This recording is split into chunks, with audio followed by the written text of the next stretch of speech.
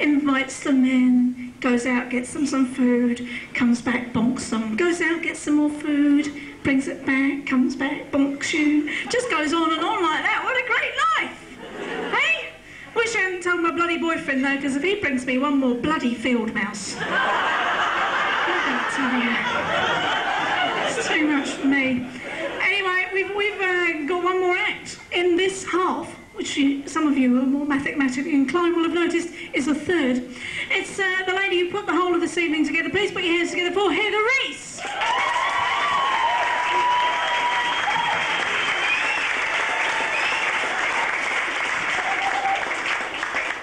Thank you, and all of that without a joke. I'm a lesbian. And you're just going to have to take my... Oh, yeah. Don't tell me there's others here. Hey, sister. What a surprise. But honestly, you're just going to have to take my word about the lesbian thing tonight because my overalls are in the wash. In fact, I heard that there was a producer here from Auckland picking some girls for a show, and I thought, well, not even going to get a look in unless I'm wearing a dress. So I went to my wardrobe, there's absolutely nothing there, and I thought, what am I going to do? Then I found this old 70s style Adidas tracksuit in the back, so I tipped it upside down, cut out the crutch and the legs, and here I am.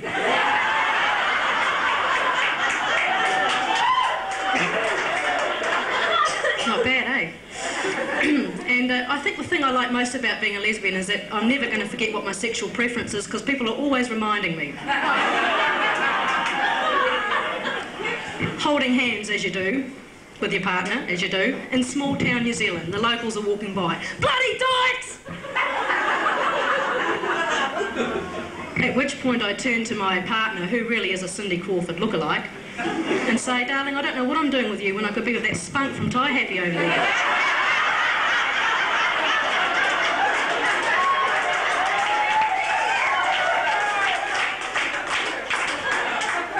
Okay, in all fairness, the response does vary depending on what part of New Zealand you're in. Like in Auckland, for example, we're just, holding hands with your partner, as you do. We're treated like any other tourists up there, just kicked off the sidewalk for not walking quickly enough. And slapped in the head every now and then with a cell phone elbow. They're just rude, aren't they, really?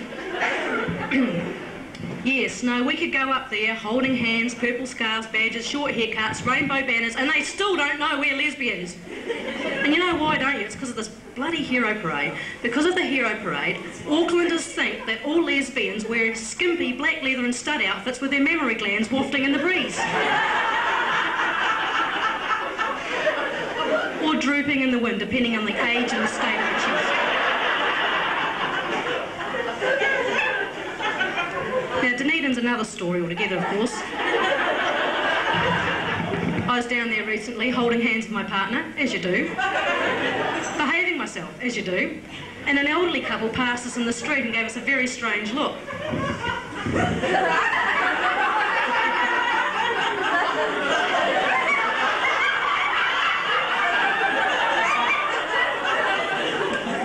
The look was that scary that I thought I'd forgot to put my kilt on over my crutchless undies. But I'd done that. Maybe it was because of my girlfriend's new nipple rings. No, she was wearing a top today. I couldn't work out what the problem was. And just as I was thinking about it, a carload of blokes squealed by yelling, "Lesbians!" Oh, thanks, mate, for the reminder.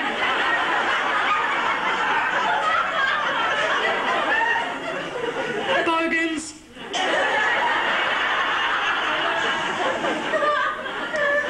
Now, have you ever noticed that the way those bogans drive their cars is probably pretty much synonymous with their sexual activity, I like the way people are laughing before the punchline. I'm feeling very enthused. The way they drive their cars and their sexual activity, that quick thrusting start while the lights are still on red, followed by that really noisy, premature, explosive backfire, and a flat tyre, all within 10 seconds. Bit familiar, isn't it? Yes, but I love being a dyke in Wellington. I mean, oh, you Wellingtonians are so damn PC. I love you all. So beautiful. For example, last summer I was making love on the pavement with my partner. Naked, of course. In Lambton Quay during lunch hour. And people would just be walking along, they'd get to us and go, oops, oh, sorry, excuse me. How wonderfully accepting is that?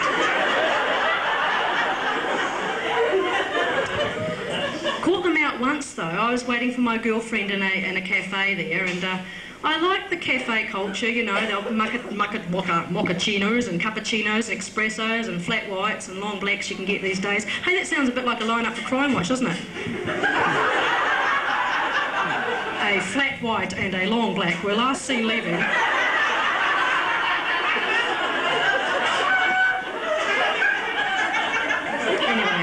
Where was I? That's right, I was sitting down and I was reading the newspaper actually, and there was an article in the newspaper saying how nature is fighting back against Ugandans' ivory poachers by producing elephants without tusks. And I thought, jolly good, that's a jolly good keeping ourselves safe program, isn't it, really?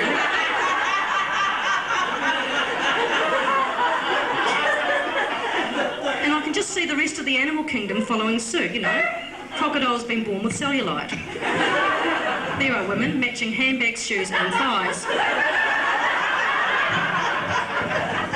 And you know those rhinoceros hoof that people have been eating for hundreds of years as an aphrodisiac? Well, apparently now the rhinoceros hoof has formed a secretion so that when it's consumed it causes the penis to remain permanently limp and to start singing "Those were the days, my friend, and I can't get no satisfaction." And those lovely deer head trophies that people put on their walls, aren't they beautiful? Deer are now being born without heads.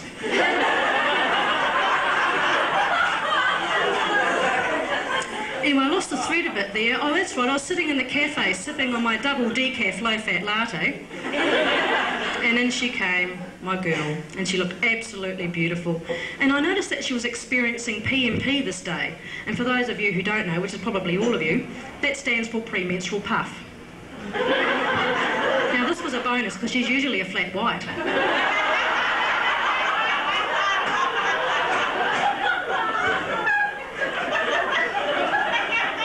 So we couldn't help ourselves. We cuddled for quite some time. And it was as we disentangled that I became disillusioned with the Wellington PC crowd because some of them were pretending that they hadn't been looking. And I even saw one bloke white dribble off his chin. Now, Valentine's Day this year was interesting. We went out for dinner on Valentine's Day, like many couples that evening, and there we were in the restaurant, sharing that special moment together. And as I glanced around, I noticed that half the restaurant was sharing our special moment. And I thought, oh, well, maybe it's because I chose the only authentic Middle Eastern restaurant in town, and it happened to be full of Orthodox Islamic Iraqis that evening.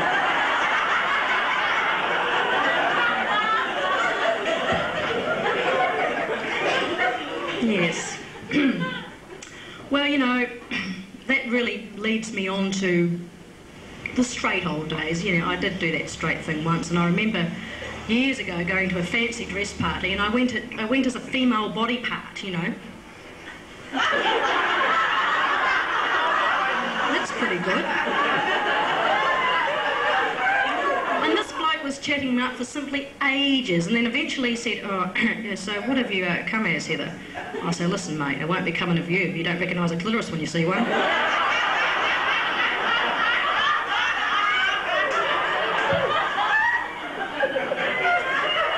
Yeah, well, that was back in the days when most people thought that a clitoris was a strain of syphilis, only smaller and harder to detect.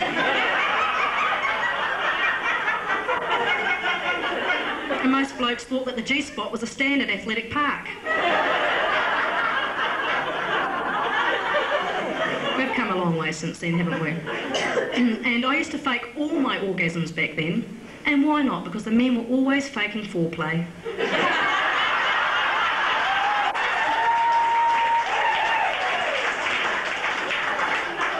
Now, I never swallowed any of those bodily fluids or anything like that. I always used just to keep it and just spit it in their hair when they weren't looking.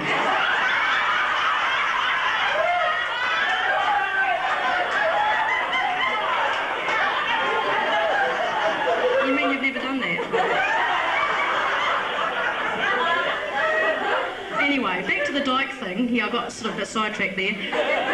You know, there's all sorts of dykes. There's a great big spectrum, really. At one end, you've got, you know, your butch dykes, you know, kickstart your own vibrator, roll your own tampon types. And at the other end of the spectrum, you've got your lipstick lesbians. You know, wear your dress and a bit of makeup, you know, very nice. And I'll let you into a secret here. The reason we have lipstick lesbians is so that they can infiltrate heterosexual circles and convert other women.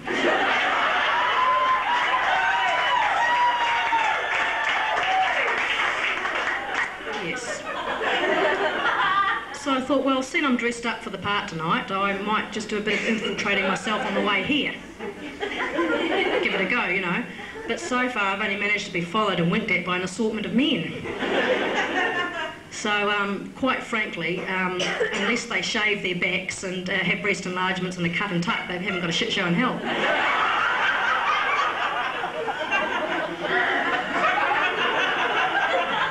But I'm actually not even a very PC lipstick lesbian tonight because the makeup, which is the lipstick I'm wearing, which has probably come off by now, but has been actually tested on an animal. Yeah. I put it on my dog and I sent her down to Bojangles here, which is a gay and lesbian bar here, to find out if she'd get picked up on. Well, she didn't, so it just goes to show you, really, there's not much hope for a lipstick lesbian that looks like a dog. Thank you very much. I'm Heather Reiss.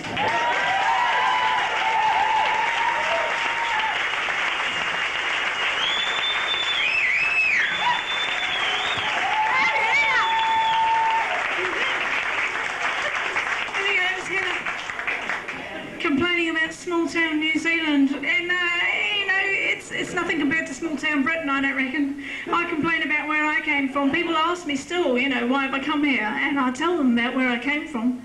I came from a small place on the southeast coast of England called Thanet. See, I didn't even know that was funny at the time. It's named after a Greek god, Thanatos, the god of death. Yeah.